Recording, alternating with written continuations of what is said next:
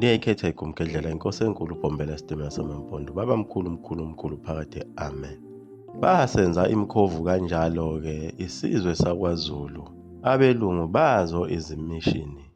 Ngokubasusa kukho konke ababekunikezwe uNkulunkulu, base begcoba idlanzana laba bantu ababebaphendulile baba yimikhovu, ukuthi phela behambe beyokwenza abanye abantu imikhovu.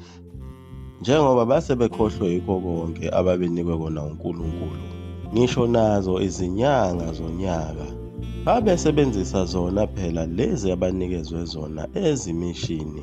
Leli elichaze kakhulu ngazo igumgedlela, izinyanga zakhona phela eRome lezi ezingonkulunkuluwana babo.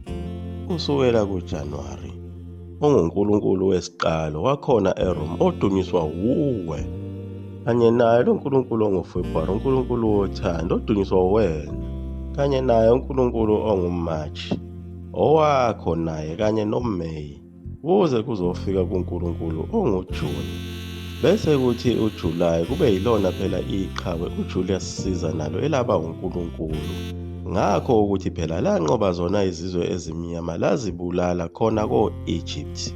Lokho kunqoba kwakhe kwaba yiholo lokuthi ahlale esihlalweni sobukhosi, bese le nyanga iqanjwa ngaye, njengoba phela wayeyinkosi yamakhosi, ehlezi kuso isihlalo sokubusa umhlaba lesi sasihlezi phela bona oConstantine, isihlalo sababusi abakhulu bamaRoma, owakuhleli kuso futhi yena uPtolemy, lona igumgedlela like lakhuluma ngaye. Ma usuhleli kulesi sihlalo uba indodana kaNkulunkulu, ubizwa kanjalo ukuthi umsindisi, njengoba naye uCaesar Borgia noma uCaesar Borgia wabheja wabovu efuna ukuhlala kulesi sihlalo ngenkani, lona phela okhona njengamanje emasontweni ophanyeke esiphambanweni. Umbulali wakhona laphayana kwelamantaliyana owayeyindodana kaPhuphu, wabe sehlala kulesi sihlalo sikaJesus Christ, kanye naye u-Augustus. Iqhawe nalo elalibulala linquma kakhulu, kwaqanjwa ngayo le nyanga ka-August. Onke lamaqhawe omama babo babebizwa ngabo phela oSaint, omama bangcwele. Ngakho ukuthi bazala phela amaqhawe ayebulala abantu abamnyama base-Afrika, njengoba umama wakhe uConstantine kuthiwa uSaint Helena, lo kwaqanjwa ngalo leli yajele okwaboshwa kulo amakhosi elisesiqhingini. Nabo bonke oSaint Mary, omama bawo amaqhawe akhona laphayana e-Italy naseRome, ayedunyiswa kakhulu yibo phela laba bantu abamnyama, bewadumisela ukuthi babulala okhokho babo. Elinye igama lakhe u-Augustus seliyasaba igumgedlela ukumbiza, ngoba lambiza ngegama lakhe ngelinye ilanga lavelelwa inkinga lapho lahlaselwa umoya omubi wakhe lo Augustus. Naye futhi uShembe wayengambizi ngegama lakhe u-Augustus, waye ethi nje omubi. Nawe usuyifundela kwezakho. Amanye amagama akhe anezinombolo ezithile elingeke lisaphinde lizibize igumgedlela, ngaze liphinde lingene enkingeni. Bese kuba inyanga kaSeptember engeyona uNkulunkulu, usho kuyinombolo 7. Bese kuthi u-October usho ukuthi number 8. uNovember wona usho ukuthi number 9. Bese kuthi uDisemba uthi number 10 ngolimi lwakhona lela oRoma. Lesi sizwe samaRoma sinemikhosi yawo, kukhumbula amakhosi awo, kanye nemikhosi yawo yokweshwama njengabo oKhisimusi nama-Easter. La kuchaza kakhulu lokho igumgedlela, lapho kusuke kuvalelwe amantombazana ngama-Easter azolala namadoda isinome kanjani, bese yakhulelwa kusukela ngayo inyanga kaMashi. Lezo ngane ziba umhlatshelo ngenyanga kaDisemba, na ungazibalela ukuthi ngoDisemba isuke isiphelele inyanga ka-9 labantwana sebezelwe, okuzonikelwa ngabo ngoKhisimusi beyophoswa kulesi sithixo okuthiwa uMoloki. Njengoba babelandela yena uNkulunkulu welanga, kubona ngayo inyanga kaMashi lena esithi ngama-Easter, ilanga lisuke selifa kubo ngoba lizoshona isikhathi eside lingabonakali. Yabe sibhayiza impungushe yathi kufe indodana, yayihlatshwa njengemvana. kodwa futhi yaphinde yathi Good Friday.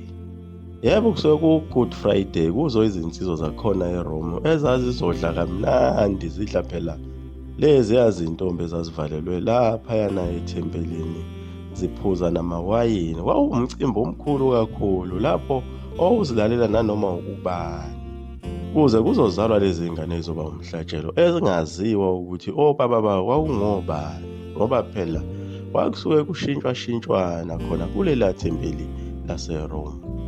Leli langa babelidumisa futhi libizwa ngayo phela i-Sun God, edunyiswa njalo ngama-Sundays. Abadumisi bayo kuthiwa ama-Sunday worshippers. Bese kuthi ohlezi esihlalweni sobukhosi bakhona owumsindisi ubizwa nge-Son of Sun God, i-Sun God.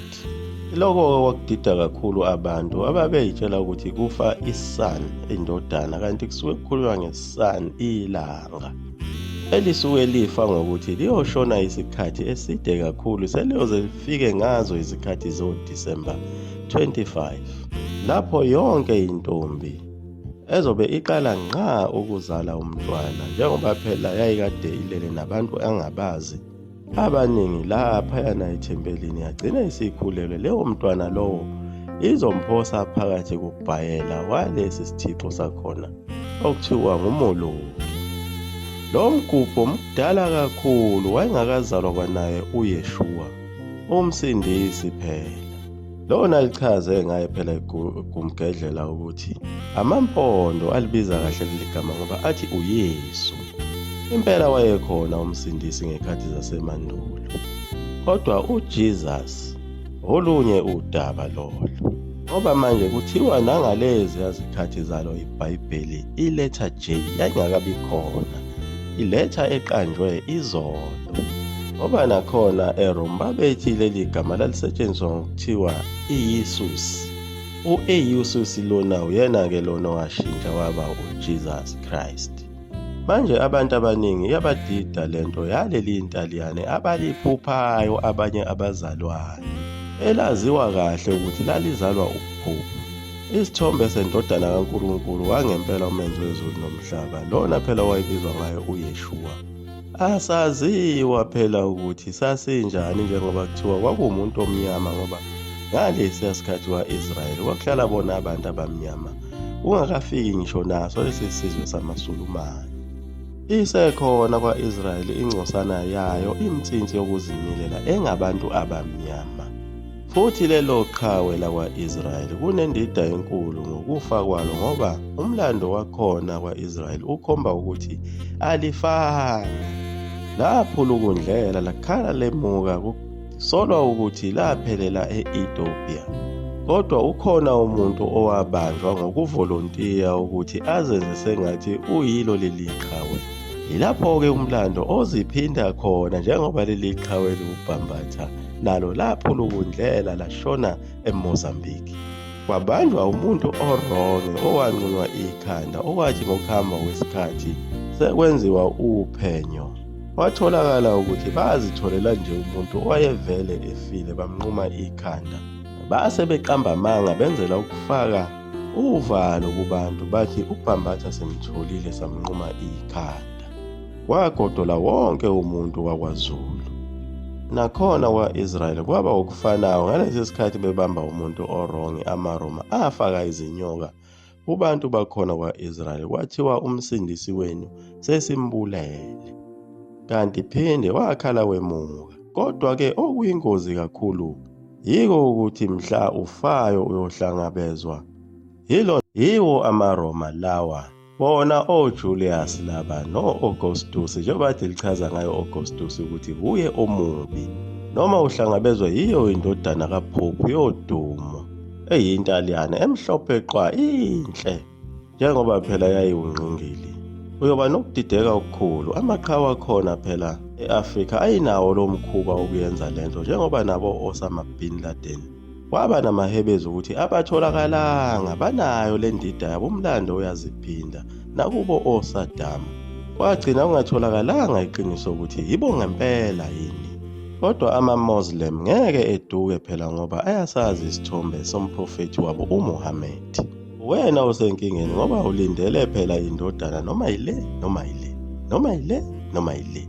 Miningi imifanekiso yezithombe asiyazi le ndodana ukuthi ubani. Kodwa amaNazaretha kaShembe azi kahle ukuthi aya kuphi kubani. Njengoba wayesebakhombisile yonke imilingo yasezulwini eyayifakaza ukuthi wayesuka khona. Yaguqa apha kumgadla mzulu mafutha umkhofu 20 minutes ngobade. Amen.